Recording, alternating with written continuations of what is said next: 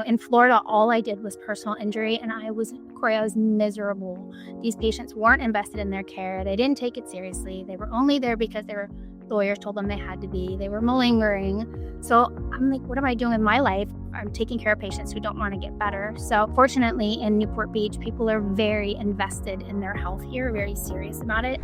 Welcome back to ChiroX, where we talk business growth for, chiropractors. You just heard Dr. Lisa Parisi describe the exact nightmare that keeps so many chiropractors stuck in the volume trap. Patients who are only there because a lawyer or insurance told them to be there. Today, we are flipping that script. Lisa operates in Newport Beach, California, which is arguably one of the most saturated and competitive markets in the entire country. Yet she has built a thriving, high-ticket practice that charges regularly $10,000 care plans to patients who are invested in their health. In this episode, we break down exactly how she moved literally across the country to buy a practice that she couldn't afford by burning the boats, her sales process for high-value cases, and the strategic reason she decided to shut down a $20,000 a month arm of her practice for med spa to double down and focus on pure chiropractic. If you're looking to escape the middle and to cater to the top of your market, this episode's for you. Let's dive in. Dr. Lisa, welcome to the show. How are you doing today?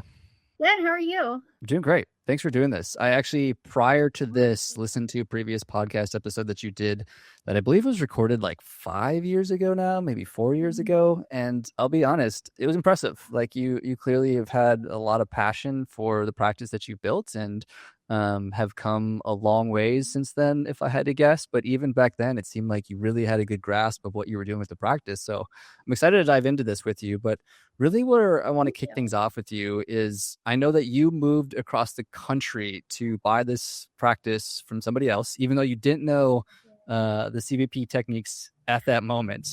So walk me through that leap. Like what was going through your mind? What was going through your mind that allowed you to, I guess, push through that initial fear to ultimately make that jump? Well, thank you for having me. First of all, it was a huge leap, Corey. I got started in my career a little bit later in life. I graduated at 39, and I knew that I didn't have the luxury of time, right? I knew I had to go fast, go hard. I knew I really needed to come out of the gate, and I didn't want to be an associate forever. I knew I wanted to have my own practice. So my husband and I had gone to a Tony Robbins seminar, and Tony, burn the boats, fear is an illusion. And so I came back off of that experience, and I was just like, hi, I'm like, let's go. What are we doing? And I had been looking for a practice to purchase, and I knew, having been in practice for about a year, that traditional chiropractic wasn't enough for me personally. So I pretty much destroyed my cervical spine doing yoga, doing headstands. And so I had numbness in my hands. I had a lot of compression in my spine, and getting adjusted wasn't enough. And so I knew that I needed more. And unfortunately, chiropractic biophysics wasn't taught at my school. So I went to Palmer in Florida, and I had heard of CVP, but I wasn't exposed to it. But it logically made so much sense to me. Like I didn't have a curve in my neck, and I needed a curve. So I selfishly purchased this office to save my own career. So I found the practice. It was in Newport Beach. Sure, it is in Newport Beach. It's my dream location, my dream practice. It was completely out of my reach. Like it was so expensive. I'm like, there's no way the bank is ever going to give me this loan. And somehow I convinced the bank to give me a loan for this office. And I remember when the owner of the bank called me and said, Lisa, we believe in you. We know you have grit, and we're going to give you this loan. And that was it. Came home, asked my husband, what do you think about moving across the country, and my son, and they both were excited. And so we just picked up, and I moved 4 months later, and then my son and my husband moved 3 months after that, because my son had to finish school in Florida. I moved out here only knowing one other person, and didn't know CVP, had to do the CVP course as soon as I got here. And yeah, it was interesting. That which does not kill you only makes you stronger, they say. And that's really, I threw myself into the fire for sure. And it was an advanced CVP practice. So it wasn't like there was very high expectation. But the good thing about CVP is, your head is forward and you got to bring it back. Like you've got scoliosis, you want to straighten the scoliosis. So it's very logical, which I resonate with logical. I love, they've called me Logical Lisa my whole life. So to me, it made so much sense. And so it was rough for a few months. And then once I started getting my feet going and getting my bearings, I hired an amazing associate. She had done the CBP protocol and the elective at Life West. So I got very up to her right out of school, and she's been with me for 8 years. So together we have really built this into a truly incredible program that we're very proud of. Well, leave it to Tony Robbins to convince somebody to move across the country to chase their dreams. So I feel like that only adds up. But I'm curious as to what was it that the bank saw in you to feel like you had grit to be able to make this a success? Like what was your track record, or what did you say to them to convince them to even believe in you? Well, I had worked in an office where I basically ran the office for the chiropractor, and I had a very strong sales background already in life. So I wrote a really compelling letter and just was like, look, this is my dream, and I am going to do everything I can to make it happen. And you'd be surprised, these banks, they probably don't get that personal letter a whole lot. And I just, told them my story and told them why I was going to not fail, and failure was not an option. And so I remember when he called me, and I bawled. It was what it represented. It was completely changing the trajectory of my life, our son's life, my husband's life, the opportunity to live in Newport Beach and buy such an amazing community with such a well-branded practice. I mean, my practice had really good bones. It was very well branded. It was very well marketed. It needed a lot of work once I got here, but it just gave me a really strong foundation to be able to launch. Rather than coming here, establishing myself, and having to put the practice together, I got to really hit the ground running. But yeah, the bank was, they've been so great and so supportive. Where did you get the sales chops? If I remember correctly, I was telling you, I was listening to that previous podcast episode, and I think if I remember correctly, you were doing bartending, I think it was. But where did you get the sales chops? Because I would say most business owners would agree that that's probably the highest leverage skill that you can develop. So I'm curious, one, where you got it. Important. Yeah, for sure. And then two, how has it evolved from what maybe you were doing in previous sales to being a chiropractic business owner now? Like, how has it evolved? So I had bartended in South Beach all through college, and bartended in some of the most amazing 5-star, Fontainebleau and Prime 112 and all the hot spots. And so I was very comfortable in selling. And then I was a marketing director for a general contractor in Miami once I graduated college. And so I was around, very high net worth people, and I was very comfortable talking big numbers. So that was pretty much my sales. But just bartending alone gave me such an innate knowledge of people. And, we're all in the business of people. It doesn't matter what you're selling. If you've got to be able to create rapport and be able to relate to people and understand their why, to get them to move to action. Because getting people to commit to not just the cost of a care plan, it's the time commitment. There's technique to that, and getting to understand, people in general. That's just the most important thing, is you just got to be in the business of people. Yeah. And I know you have, speaking of care plans, I know that you have a high ticket care plan. I think last time we chatted, it was like a $10,000 care plan. Where does that sales process come into that? Is there a lot of, I guess, like leveraging like before and after x-rays? Like, what's the conversation you're having? Like, what does that look like in terms of the sales process? Well, a call, getting them on the phone, understanding why they're coming in, really establishing a personal relationship from that first phone call. And then when they come in, my staff is very well trained on an office tour. So they're immediately establishing why we're different from that first point of contact.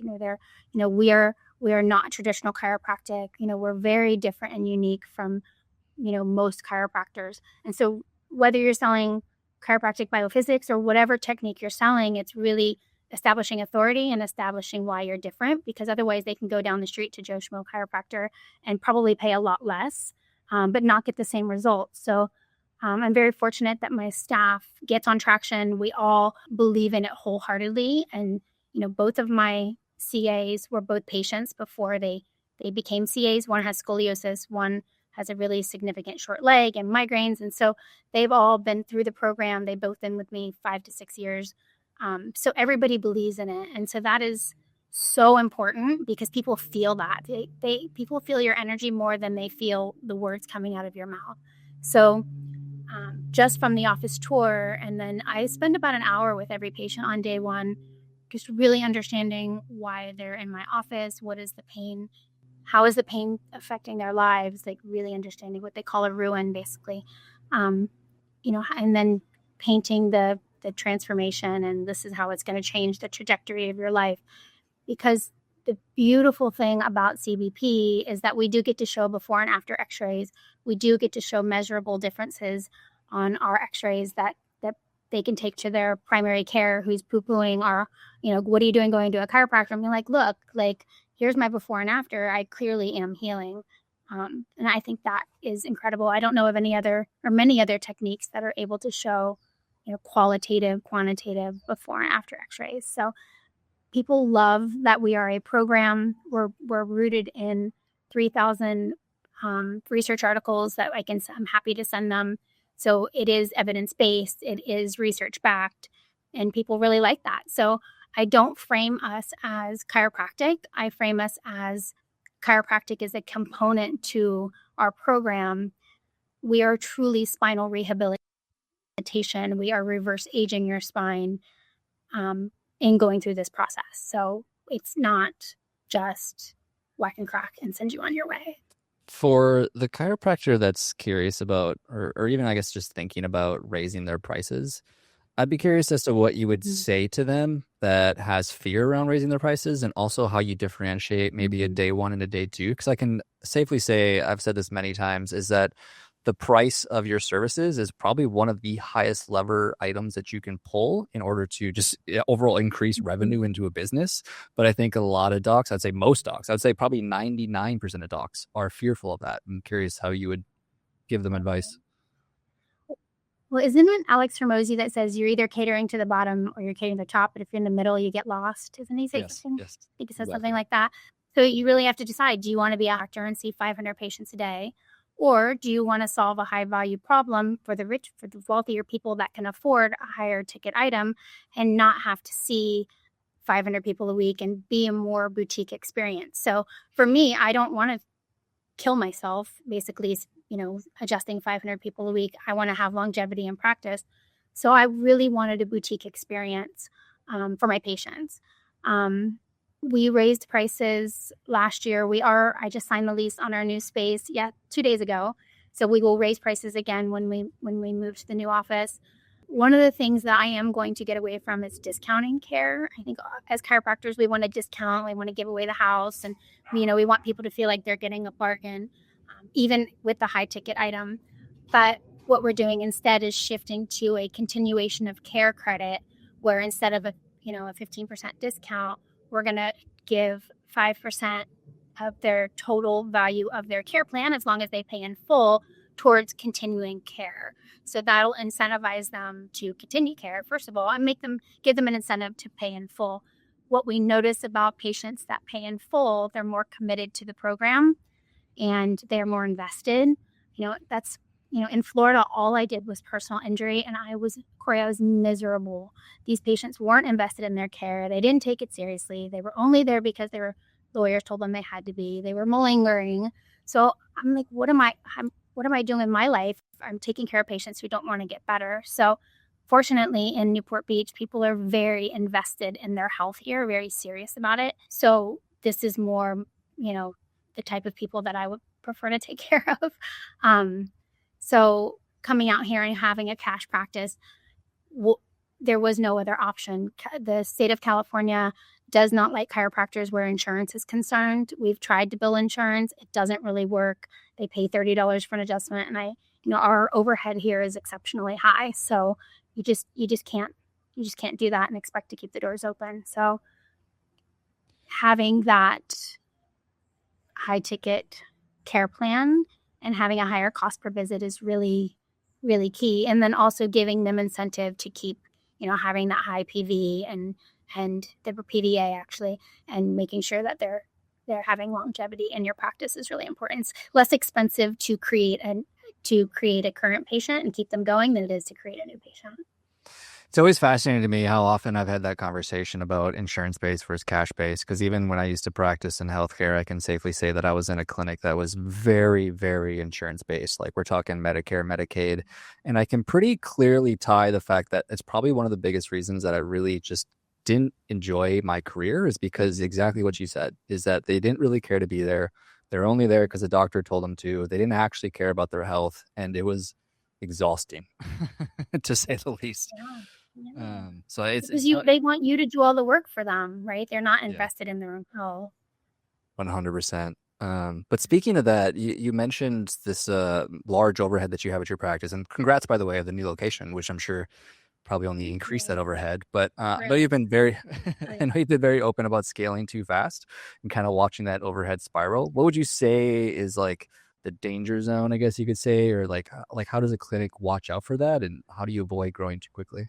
Well, when I purchased my practice, the doctor that I purchased it from had a side hustle. She had another arm of the business where she was selling Ideal Protein and white labeling it, and it was a weight loss program. So I said, "You keep that side of the business. I don't want to do that." And so I really wanted another vertical to make money that didn't require my hands and my sales. So we started out with a cryoskin machine, and it was a great side, it was a great side hustle. It brought in like $20,000 a month. And as someone who is getting ready to turn 50, I am my own avatar, and I love holistic anti-aging. So for me, I wanted to build the med spa side of the practice selfishly, right? These are things that I personally believed in, and I enjoyed it. It was fun, and it didn't require my hands. So I had met a young lady who was extremely good at sales. She had ran a med spa before very successfully. And I said, well, if you ever want a job, I would love to build this side of the practice with you. So she joined my practice. And for about a year and a half, it was amazing. We invested in some pretty heavy CapEx equipment, and the difference between med spa equipment and chiropractic equipment is that they completely overcharge for med spa equipment. You're talking about $160,000 to $250,000 machines, and they take you and lure you into these extravagant events at very nice hotels and feed you champagne and say, here, sign here. And it sounds great, and it works out great for 6 months or a year, and then the equipment is obsolete, and now you have this very expensive equipment loan that you're now on the hook for. So I invested a little too much into some of these pieces of equipment, and it was very reliant on her. So she decided to go skiing for the first time and tore her ACL and PCL. And then all of a sudden now I'm my top sales girl on the med spa side of the practice. So it was a big hit to the practice. And we tried to keep it going, but Newport Beach is very med spa heavy. And so here I am at chiropractic office trying to compete with plastic surgeons and med spas where that's all they do. And so, there's an expression about not pushing rope. Well, I felt like I was, pushing rope and throwing money at bad apples. So I stopped all marketing for that, have returned some of the equipment, and just decided to revamp the program towards something that's more my niche. Chiropractic is all about the nervous system. So we're, refocusing and doubling down on vagus nerve and nervous system, and kind of going where the market wants us to go versus trying to, hit her with something that's not working. That's going to be the focus in the new office, is what technologies can we bring in that support that need. Don't push a rope. I don't know if I've ever heard that expression, but I see the analogy there. That's so interesting. Well, that's great. I mean, you've clearly crushed it with obviously like the word of mouth marketing and some professional referrals. I'm sure you have some awesome partners, but I'm curious, when you look at the online presence on that side of things, like, do you feel like that matches the five-star experience that patients get when they walk through the door, or how are you thinking about like your digital impressions? I have someone that does my social media where we are trying to curate, a luxury chiropractic experience. The new office is going to be hands down the most beautiful office that I've ever worked in. I've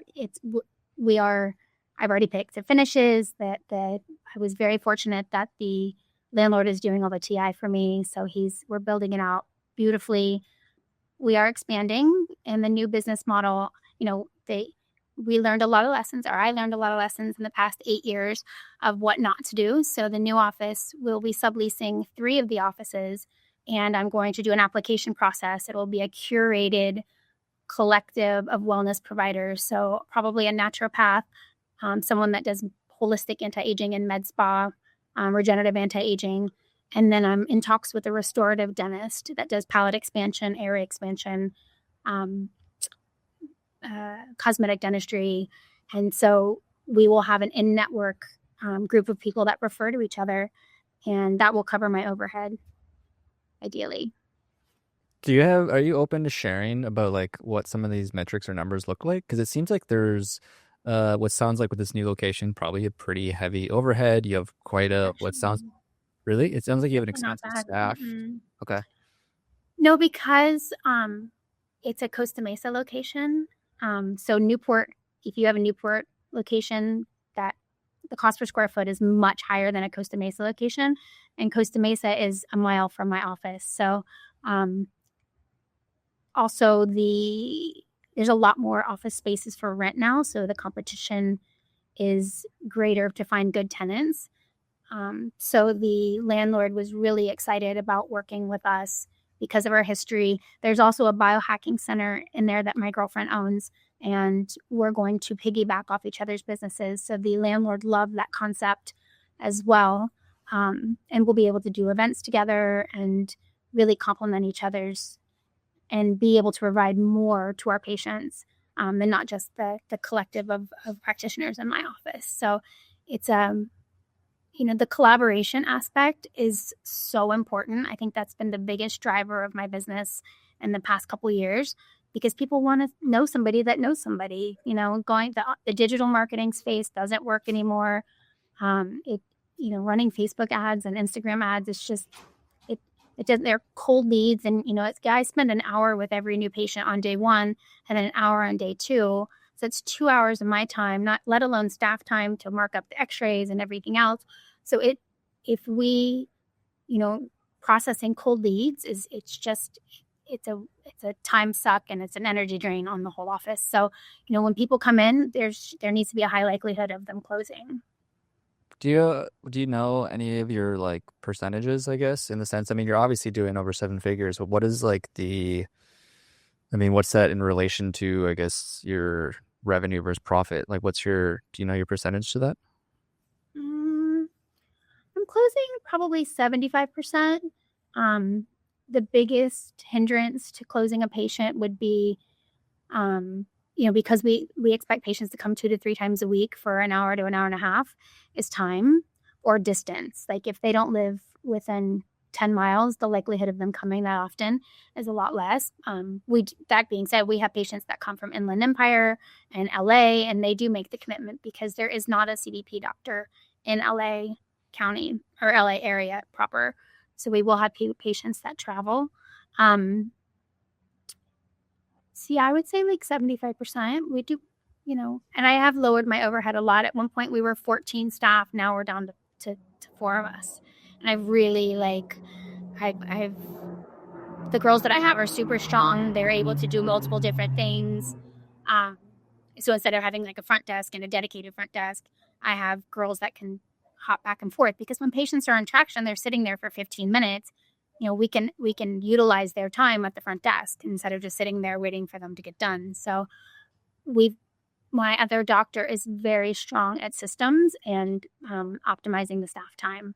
So that's what we've really focused on, and paying them more because of it. So I'd rather pay the staff well and then optimize their time, and then not have to have a lot of people paid a little just to keep, a lot of bodies. And if I remember correctly, did you recently bring on a CEO, CFO? Was there new additions? I did, yeah. So so my CFO, he's more of a COO. He is a COO of a billion-dollar company locally. He's the husband of my best friend. So I got very lucky.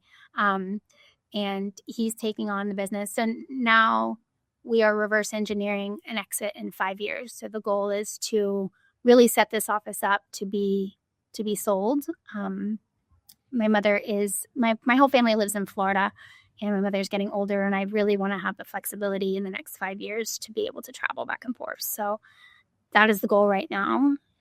It could change, but I could say, I could get to 5 years from now and go, I'm not ready to retire. So I don't know who I would be. My son asked me the other night, Mom, what are you going to do if you retire? I'm like, I don't even know who I would be without this business. So, My guess is you probably just start another one would be my first guess. But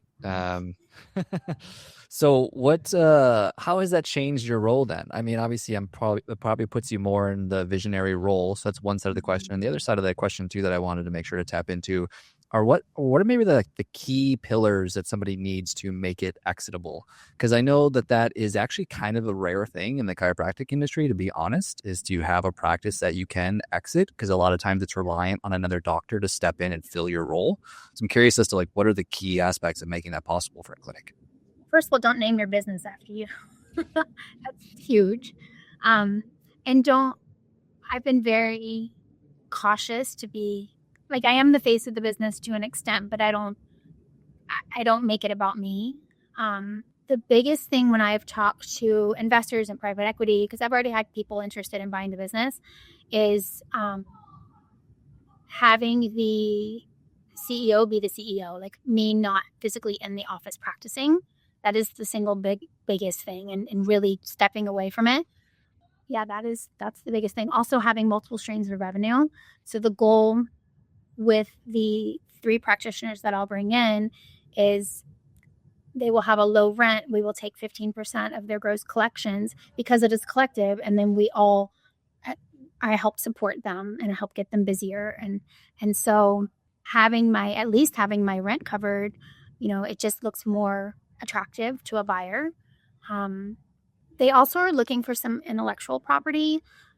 So we are creating custom nervous system and vagus nerve protocols that are, for the office that everybody's focused on programs and how do you separate yourself? You and I talked about how many chiropractors there are in Orange County. There's more per capita than anywhere in the country, which is crazy. So it's, how do I separate myself in the office from the competition? I think that is the most important thing is being just different and just really having your own space and believing so much in your program that having the conviction. I think that is massively, massively important for the business. So if I was to try to, you're selling, you just have to it has to be the one, and you have to live, eat, breathe, and sleep and preach it. And I do, I believe wholeheartedly that CVP should be the standard of care in chiropractic. So if I was to try to tie a bow into this of what makes it valuable to somebody to buy it, it would be the CEO is the CEO, so they're able to step away, which basically means team and systems. It's having multiple streams of income, and then it's also having some sort of IP or intellectual or intellectual property. Is that accurate? I would say that having a strong presence, within the community. So we've started doing PR. I've been on a couple covers. I've done a lot of local publicity. I think that anything you can do to just increase the strength of the brand. We were voted top chiropractic office by Modern Luxury magazine, which is an Orange County based magazine, which is really an honor. They had never really recognized a chiropractor before. So it was a huge honor. Okay. The PR thing's interesting. That it makes a lot of sense, right? Because it builds brand equity. If you're known as a clinic or a brand or business within the local community, people are far more likely to trust it. So that makes sense. I guess I didn't think about that though. Interesting. Also, not pigeonholing you up just chiropractic. Putting chiropractic in your name really pigeonholes what you are, right? So because our name is Wellness Choice, and it's funny, when I purchased the office 8 years ago, I wasn't so excited about the name, but now everybody's so focused on wellness, thank God. And so Wellness Choice has been it's been an asset to the business. So because it's not Wellness Choice Chiropractic, we're able to bring in other modalities and other things, and it all kind of fits under the umbrella, and it makes sense because it's got to make sense. So I know you let go of, I think it was 40% of your business to let go of the med spa side of things, and you mentioned multiple streams of income. So obviously that was a huge move to let that go. What are the other main streams of income then for the practice? right now it's just chiropractic. We do have a machine that does lymphatic drainage. I have a massage therapist, but until we move into the new space with the additional square footage, there right now we're just chiropractic. So once we move in June, then game on. Like then we can build. I am gonna do a vagus nerve, like I said, optimization program. So we'll have that, and then the 3 practitioners also that we bring in. How did you know it was time to let that go, right? Like that's a pretty big chunk of your revenue to step away from. Well, it wasn't easy, Corey. It I definitely hung on to it longer than I should have, because and here I was, throwing $10,000 a month trying to, ads and like it was just exhausting my staff. It was stressing me out, and it came to a point where I just kept burning through money, and it just wasn't worth it anymore. And so I just kind of had to see the writing on the wall and go, okay. And because I have, this is a very close knit community, and I have so many connections in the industry. Most med spas were slow. I mean, with the downturn in the economy, it's only the really big ones that were really crushing it. And I'm like, why am I trying to compete for this much of the market when I should be dominating the chiropractic? Chiropractic is a niche. This is what we're known for. This is what we're best at. Alex says that too, be really good at one thing. And so I kind of just went back to the basics, and we doubled down on chiropractic, and we've been busier than ever, getting stronger. And it's amazing because we're getting referrals now from neurosurgeons. We've got a cancer doctor. I've got more medical doctors as patients right now, which is so encouraging. That the tide is really shifting towards the chiropractic and people's view of chiropractic. It was cool that the cancer doctor that I have, he did his research and watched all the CVP videos online and came in with all kinds of questions. And it's like people are doing their research now, and I love it. I like bring all the questions, because we want to be the antithesis to that, the traditional chiropractic experience where they go and they see TikTok and they see Instagram and they just see all this flair and the noises, and they think that's what chiropractic is, and it really isn't. There's so many great doctors out there doing truly amazing work, and that's what we should be known for, because what we do is amazing. Chiropractic is changed my life. It changes my patient's life. I get to see miracles every day, and I'm so proud of the work that we're doing. And so that's what fuels me. And that's why, as long as you lead with your heart, then everything's going to be fine. It seems like you've been pretty gung-ho about sticking to one location. Was that intentional? Is it a fear of multiple locations? Is this a business strategy? What's your thoughts there? The only other place that I would open is in LA, and I just don't want to make the drive. And because we would crush it in LA, there's nobody doing CVP in LA. And you see all these celebrities with their forward head posture. They look crazy.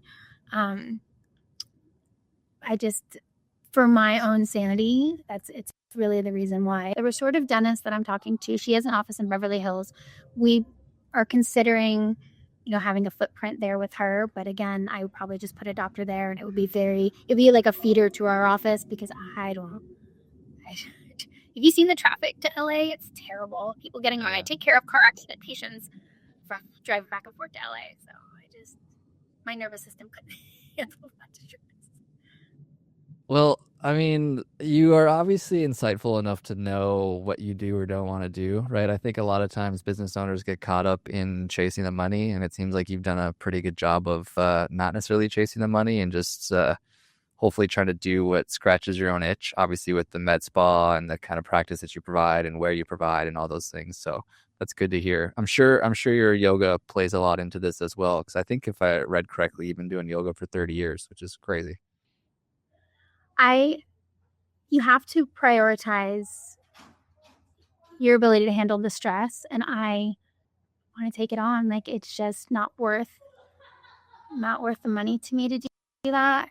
I had a pretty bad health scare in September. So I had an infection that the x-rays missed. Probably was sick for a couple of years, didn't even know it. Couldn't figure out why I had brain fog, couldn't figure out why my hormones were off. And finally the infection spread to my gums, and we drained it. and I had chest pain 2 hours later, ended up in the hospital with endocarditis and septic pulmonary emboli. So that was a pretty big wake-up call. I had been in fight or flight because of the infection for 2 years. I didn't understand why. I didn't understand why, like, I was surviving and I didn't have a lot of, like, brain space to do anything else besides my business, and it was because of the infection. So, you gotta take care of yourself. You gotta have self-care. It's so important. And I just kept filling from an empty cup for years, and I trying to be everything to everyone all the time, and it took a toll. So, yeah, a week I have Tuesdays and Fridays to do whatever I need to do for the business or myself or go to yoga. So that's all by design to make sure that I'm taken care of. So, as we kind of try to land this plane here, I know we've talked about a lot today, from a volume-based practice to a profit-based practice, and your high-ticket model, and what you're doing from a branding standpoint, to the new location and sticking to a single location. And we've kind of covered a lot of ground here, but I'm curious to know, is if you were to go back to that version of yourself who was like first bought the practice in Newport, not knowing what you were doing, burning the boats, and I'm sure killing yourself on both ends of trying to be in the practice while run the practice and everything involves, what would you tell yourself, or what would you give advice, or what's the advice you'd give to your younger self if you were to go back and talk to that person? So what I've noticed is the success of my business depends on the successes of me as a human. And I kept hiring coaches for systems and this and that, and I took the focus off of my personal development and my self-care. So if my mindset was not good and I was stressed and I was showing up to the office and trying to fake it to my staff saw right through it. They could feel my stress. And so my stress fed to their stress, which fed to the energy of the office.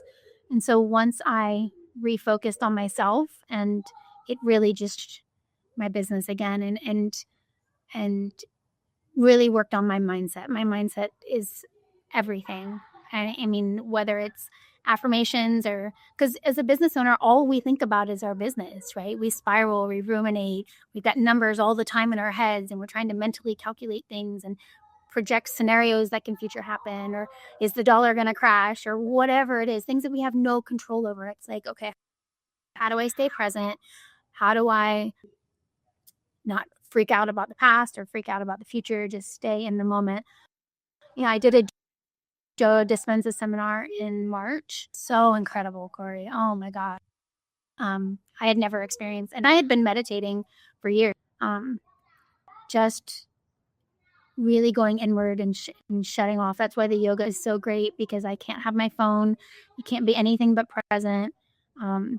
So the disconnection from the mental spiraling has really helped, forcing myself to not be on my phone on Sundays, and all these little things. It just makes such a big difference.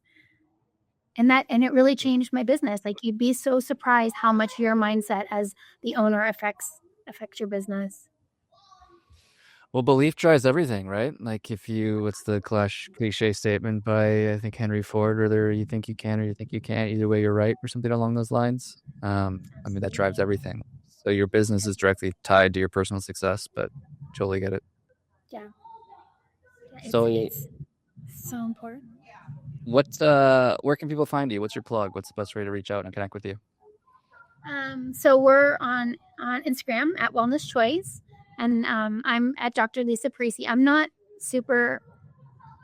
don't post a lot on Instagram. That, the more successful that we've become, the more private I've kind of become. I don't really like putting my, personal life out there like I used to. It's interesting how that works, right? You think that you want all the success and you want to be so public, and then it just kind of makes you more introverted.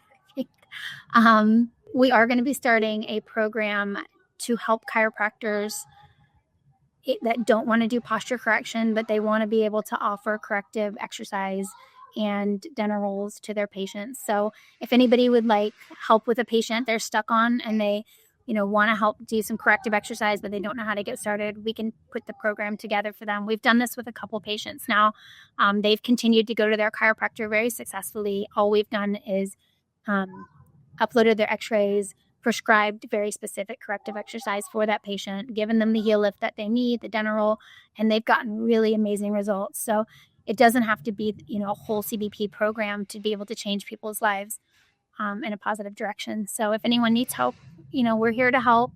If anybody has any questions on CBP or incorporating it into their practice, I would love to help. I'm so passionate about corrective chiropractic and how it changes the trajectory of people's health. So if anyone wants help, I'm here. Well, your success speaks for itself. So thanks for doing this, and thanks for being on the show, Lisa. Thank you, Corey.